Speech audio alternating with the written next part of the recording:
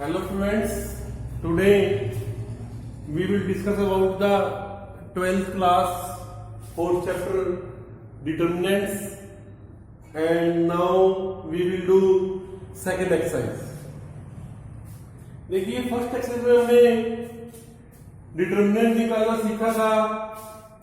अब second exercise में हम दोबारा फिर से डिटरमिनेंट निकालना सीखेंगे। दोनों में फर्क ये है, ये हमारे पास स्मार्ट वर्क है और वो हमारे पास थोड़ा लॉन्ग टर्म वर्क था। निकालेंगे हम यहां पर भी डिटरमिनेंट, बट क्या होता है कई मैट्रिक्स हमारे पास ऐसी होती हैं जिनका डिटरमिनेंट हम उस फॉर्मूले से नहीं निकाल सकते।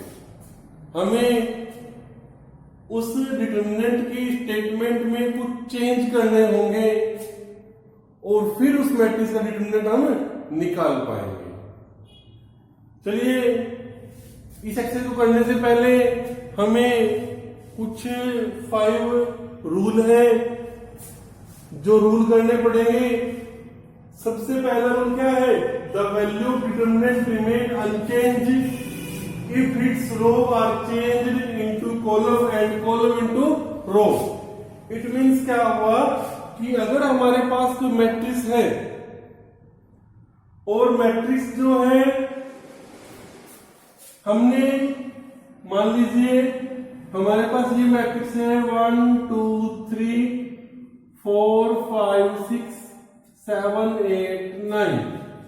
मान लीजिए हमने इस मैट्रिक्स के जो कॉलम है वो रो में चेंज कर दिए और जो रो है वो कॉलम में चेंज कर दिए, तो हमारे पास डिटरमिनेंट की वैल्यू में कोई चेंज नहीं आएगा। फॉर एग्जांपल, चाहे आप इस मैट्रिक्स का डिटरमिनेंट निकाल लीजिए या आप इसका निकाल लीजिएगा।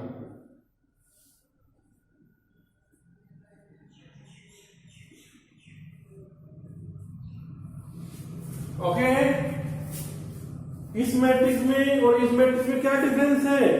जो यहां पर रो है हमारे पास, यहां पर वो कॉलम है।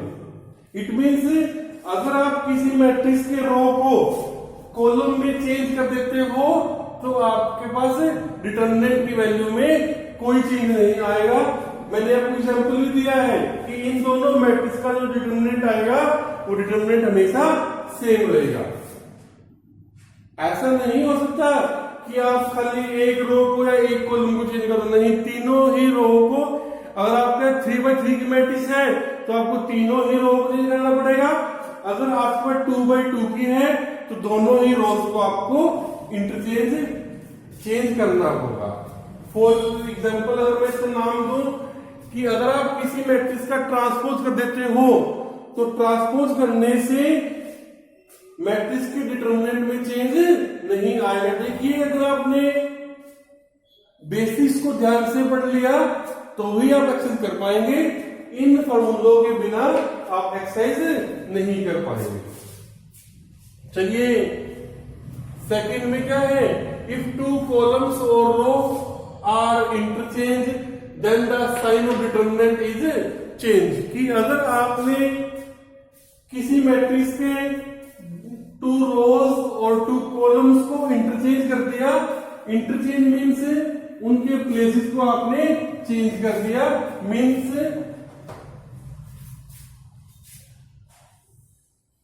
1 2 3 4 5 6 7 8 9। मान लीजिए हमारे पास ये मैट्रिक्स गिवन थी, हमने क्या काम किया?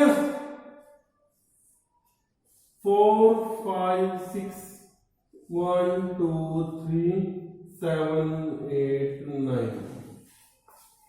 हमने इस मैट्रिक्स के फर्स्ट 2 रोज को इंटरचेंज कर दिया। जो हमारे पास फर्स्ट 2 रो थी, हमने इन फर्स्ट 2 रो को इंटरचेंज कर दिया। जो फर्स्ट रो थी वो सेकंड रो बना दी और जो सेकंड रो थी वो फर्स्ट रो बना दी। तो क्या हुआ? यहां से हमारे पास then the sign of determinant is change, कि दोनों के साइन में चेंज आ जाएगा। मान लो ये इक्वल नहीं आएंगे सर, इक्वल नहीं आएंगे।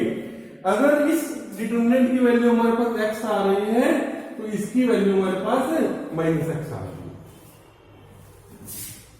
ओके है, इट्स क्लियर फॉर यू कि दोनों ही मैट्रिक्स के डिटरमिनेंट सेम नहीं आएंगे।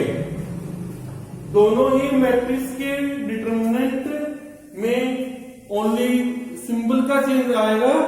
मान लीजिएगा इस डिटरमिनेंट की वैल्यू हमारे पास 100 आती है तो इसकी वैल्यू -100 आएगी। माइनस सिंबल का चेंज आएगा, न्यूमेरिकल वैल्यू में वैल्यू सेम रहेगी। दोनों ही क्लियर हुआ आपको? अगर आप 2 प्लेसेस पे चेंज कर देते हो तो फिर से वो सेम आ जाएगी। इट मीन्स एक बार तो आपने चेंज कर दिया, दोबारा फिर चेंज कर दीजिएगा। यहां से यहां में किसी भी 2 रो को या किसी 2 कॉलम्स को चेंज कर दीजिएगा, दोबारा फिर से -x टू -x बन के दोबारा फिर से x बन जाएगी। चलिए क्वेश्चंस करेंगे। क्वेश्चंस में काफी बार इन फॉर्मूलों का यूज करेंगे। ये 5 फॉर्मूले हैं, कम से कम भी हम इनका यूज 100 टाइम्स करेंगे। चलिएगा थर्ड पॉइंट की बात करते हैं। इफ एनी 2 रो और columns are same then the determinant is 0। Most important है ये आपके पास। अगर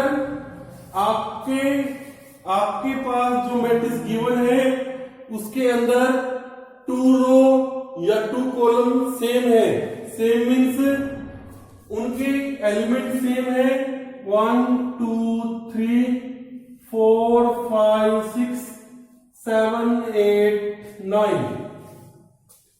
अगर आपके पास 2 रो या 2 कॉलम सेम है, 1 2 3, अब देखिएगा कि फर्स्ट कॉलम और थर्ड कॉलम जो है हमारे पास सेम है, तो इस मैट्रिक्स का डिटरमिनेंट आपको निकालने की जरूरत नहीं है, इसका डिटरमिनेंट आपका 0 आ जाएगा। बात क्लियर हुई आपको? ऐसा नहीं है कि 2 कॉलम ही सेम करने हैं, हो सकता है आप किन्हीं 2 रो को सेम कर लो, ओके है, उसमें कोई प्रॉब्लम नहीं होती। ओके है, चाहे आपकी 2 रो आइडेंटिकल हो, चाहे 2 कॉलम सेम हो, आपका डिटरमिनेंट हमेशा 0 आएगा।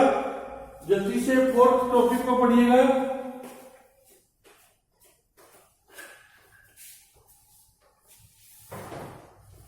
फोर्थ पॉइंट में क्या है? If each element of a row और column are multiply by the same number then the determinant is multiply by the same number. ये कहता है कि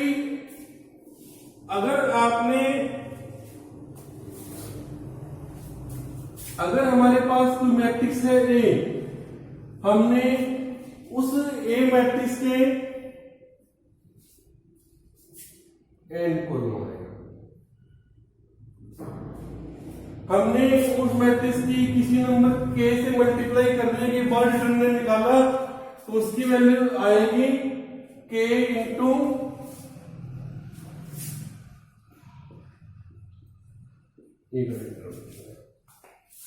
इट मीन्स आपके पास तो मैट्रिक्स है ए, आपने उस ए मैट्रिक्स की के से मल्टीप्लाई कर दी, जो मैट्रिक्स बनी,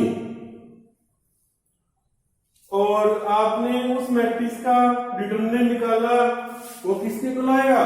वो आएगा के की पावर एन। एन मीन्स उस मैट्रिक्स का ऑर्डर इंटू ए डिटरमिनेंट्स। क्लियर है आपको?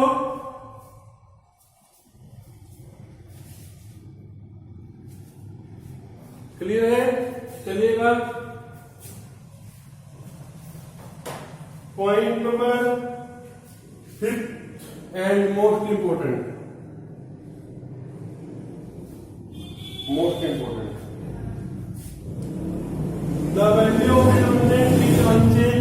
if each elements of any row or column be added to multiply of k of corresponding element of other row or column. It means क्या है,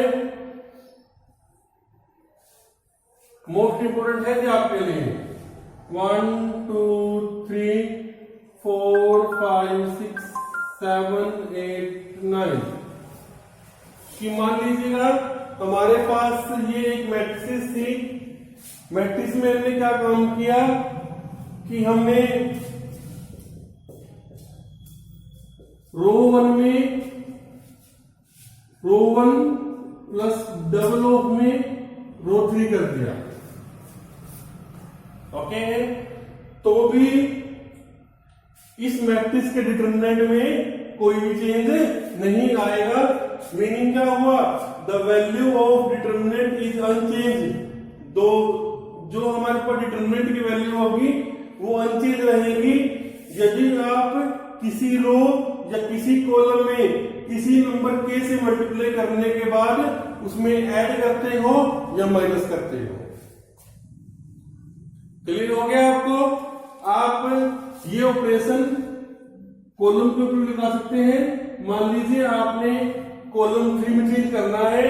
column 3 में आपने क्या change करना है कि column 3 minus triple of column 1। आप ऐसा भी कर सकते हैं। अब अगर आपने ये ऑपरेशन लगाया है तो ध्यान रखिएगा R3 की सभी वैल्यू की 2 से मल्टीप्लाई होगी। ऐसा नहीं है कि आप एक एलिमेंट्स की मल्टीप्लाई कर देंगे। मैं इस ऑपरेशन को आपको लगा के दिखाता हूं।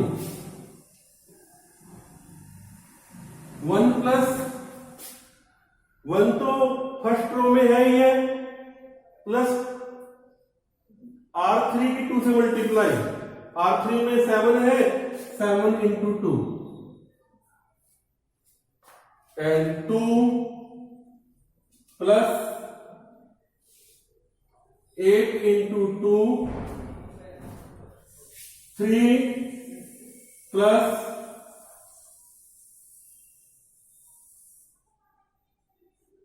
2 इंटू 9।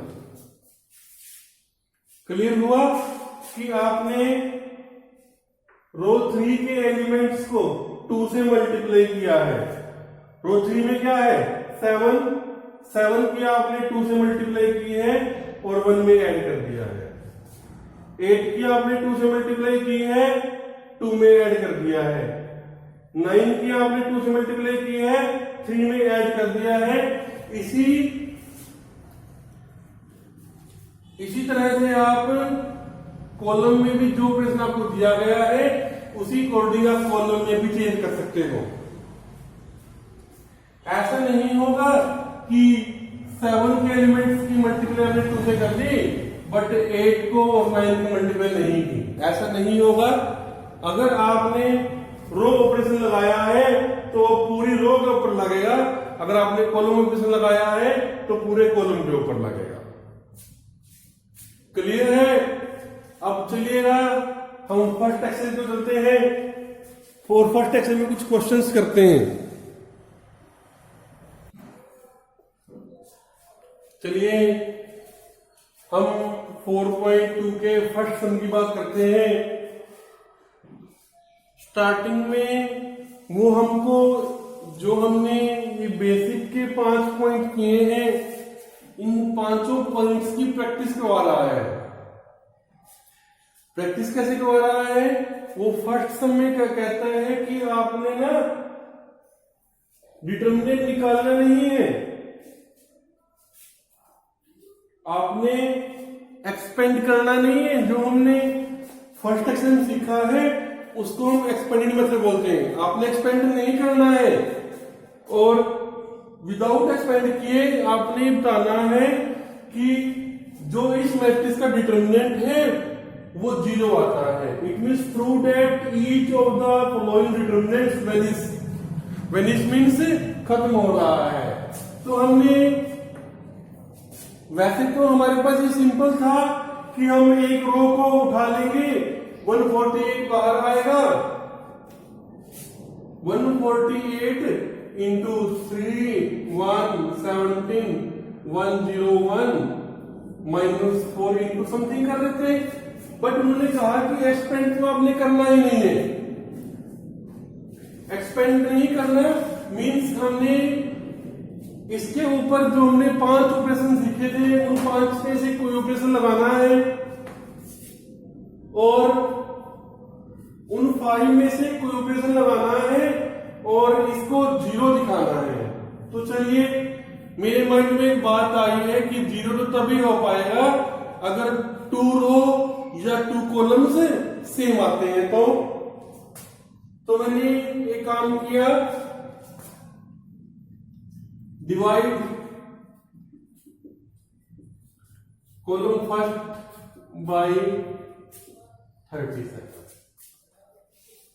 अगर मैं कॉलम फर्स्ट के एलिमेंट्स को 37 से डिवाइड कर देता हूं, डिवाइड करने का मतलब क्या है कि कॉमन ले लेता हूं। मैं काम करता हूं कि 37 को कॉलम नंबर फर्स्ट से कॉमन ले लेता हूं। इट मींस मैं कॉलम फर्स्ट के ईच एलिमेंट्स को 37 से डिवाइड कर देता हूं। जब मैंने 148 को 37 से डिवाइड किया तो हमारे पास 4 आ गया। 111 को डिवाइड किया तो मेरे पास 3 आ गया। 37 को 37 से डिवाइड किया तो 1 आ गया। मैंने देखा कि मेरे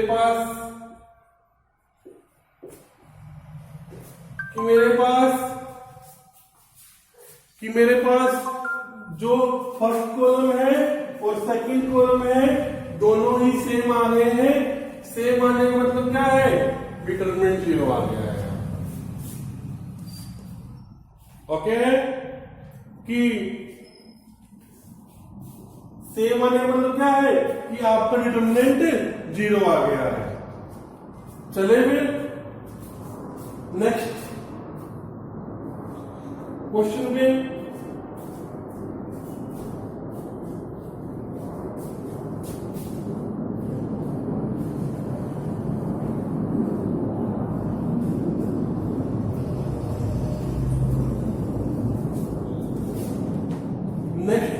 है 2 3 4 5 6 8।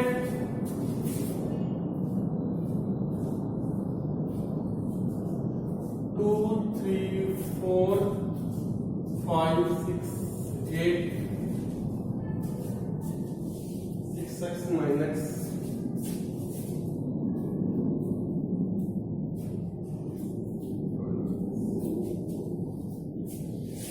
ओके। देखिए, हमने एक रूल किया था कि आप किसी भी कॉलम को या किसी भी रो के एलिमेंट्स को किसी नंबर से मल्टीप्लाई कर सकते हो, तो उस मैट्रिक्स के डिटरमिनेंट में उतना ही चेंज आ जाएगा। उसका मतलब क्या है?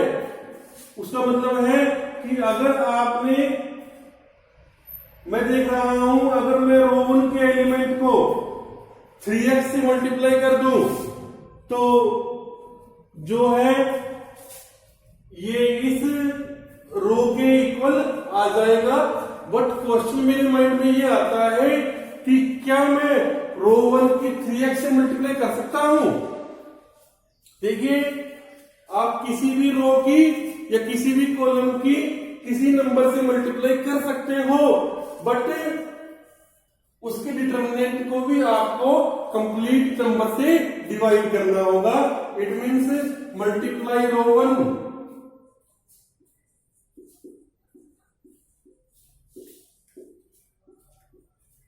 By 3x। मैंने रो 1 को 3x से मल्टीप्लाई कर दिया तो पूरे डिटरमिनेंट में डिवाइड होगा। 1/3x into 2 multiply 3x, 3 multiply 3x, 4 multiply 3x,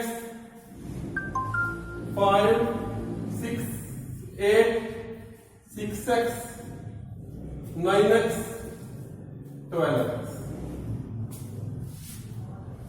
okay है, हमारे पास ये मैट्रिक्स बन गई है 6x 9x and 12x 5 6 8 and 6x 9x and 12x। हमारे पास बाहर पड़ा है 1/3x। अगर इस डिटरमिनेंट की वैल्यू 0 हो गई है तो हमारे पास 1/3x का कोई मीनिंग नहीं रहता, इसकी कंप्लीट वैल्यू क्या जाएगी मेरे पास 0 आ जाएगी। चलिएगा हम एक पार्ट और करते हैं इस एक्सरसाइज में से।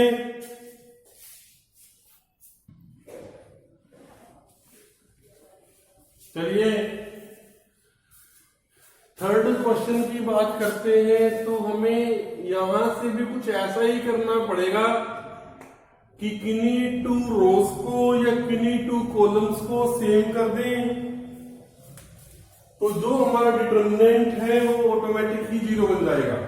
चलिए मेरे पास उम्मीद है कि ये 2 2 2 है एंड ये AB ABC ABC ABC है। Take 2 common from column 1 and ABC from C3। हम कॉलम फर्स्ट से 2 नंबर कॉमन लेते हैं और थर्ड कॉलम से ABC नंबर कॉमन लेते हैं। कॉमन लेने का मतलब क्या है, डिवाइड करना। कॉमन लेने का मतलब क्या होता है, डिवाइड करना। जब हमने फर्स्ट कॉलम को 2 से डिवाइड किया तो यहां पर 1 1 1 हो गया, और सेकंड कॉलम को हमने टच नहीं किया, सेम रहेगा। थर्ड कॉलम में जब हमने ABC से डिवाइड किया तो यहां पे 1 1 1 हो गया। चलिए जी दोबारा फिर से क्या हो गया, 2 कॉलम हमारे पास सेम हो गए, इट मीन डिटरमिनेंट हमारा क्या आएगा, डिटरमिनेंट हमारा 0 आएगा। क्लियर है। चलिए एक फोर्थ पॉइंट मोस्ट इंपोर्टेंट है,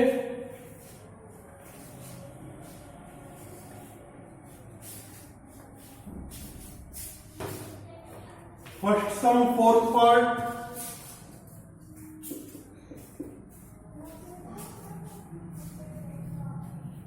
ABCPQR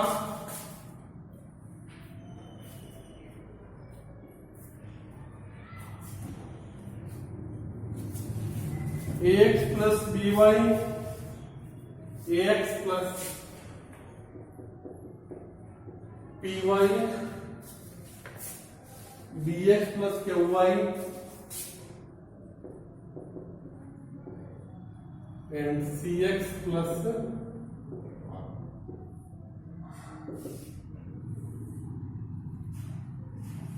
अब आप थोड़ा चेक कीजिए कि आपको प्रॉपर्टी देखनी आई है या नहीं आई अब तक। आइडिया लगाइएगा कि हम किन्हीं 2 रोज को और या किन्हीं 2 कॉलम्स को कैसे सेम करेंगे। लगाए आइडिया। हम देखते हैं कि ए यहां पर है, एक्स की कमी है, बी में भी एक्स की कमी है, सी में भी एक्स की कमी है। इट मीन्स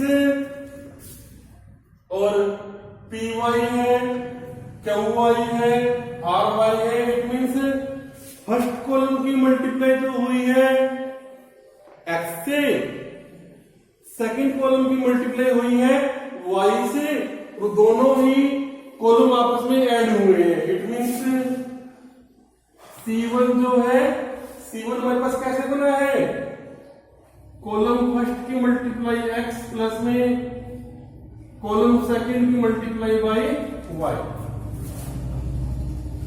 जो फर्स्ट कॉलम है हमने उसकी एक्स से मल्टीप्लाई की है, जो सेकंड कॉलम है हमने उसकी वाई से मल्टीप्लाई की है, और उन दोनों को ऐड किया है किसके प्लेस पे?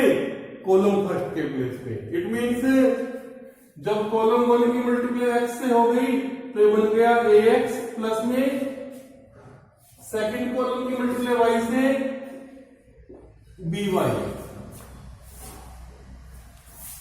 सॉरी पी वाई, क्योंकि पी एलिमेंट है। सेकंड में क्या आया? B X plus Q Y. Third में C X plus R Y.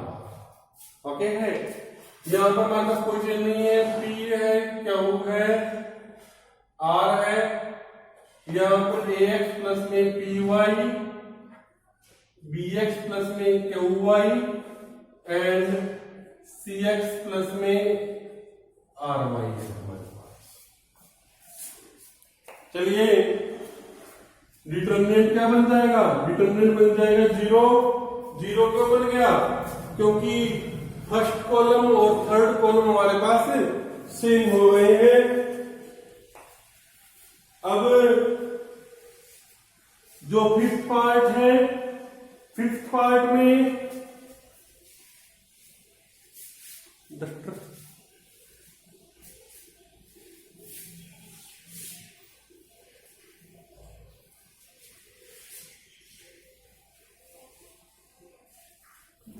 Part number 5 में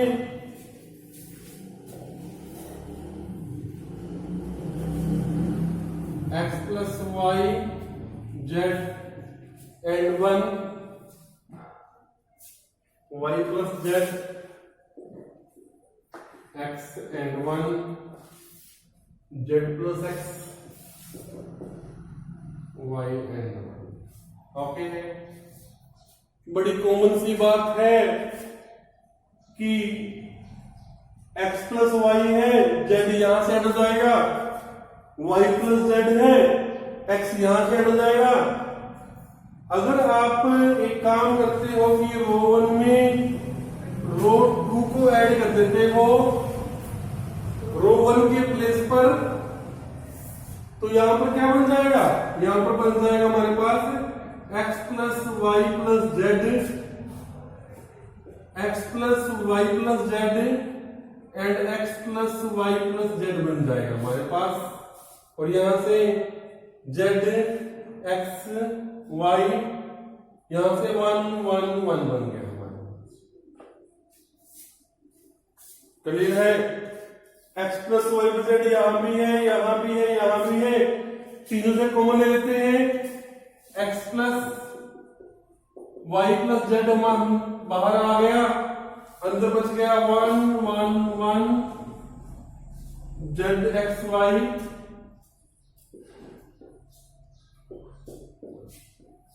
दो रोज हो गए हमारे पास सेम हो गई है, डिटरमिनेंट हमारे पास 0 आएगा। इट मीन्स हमने आज कुछ हल्के फुल्के क्वेश्चंस किए हैं डिटरमिनेंट के। अगर आप इनकी प्रैक्टिस करोगे तो आपको नेक्स्ट क्वेश्चन में आएंगे, अदरवाइज मैं यहां बोर्ड पे जितनी भी प्रैक्टिस कर लूं आपकी समझ में कुछ नहीं आने वाला। अच्छा होगा कि आप इन क्वेश्चंस की यानी कि फर्स्ट सम की और 5 प्रॉपर्टियों की प्रैक्टिस कीजिएगा, ताकि आपको नेक्स्ट जो हम क्वेश्चन कराएंगे वो आपको एकदम से समझ में आएंगे। चलिए नेक्स्ट क्वेश्चन हम कल करते हैं। Thank you, have a nice day.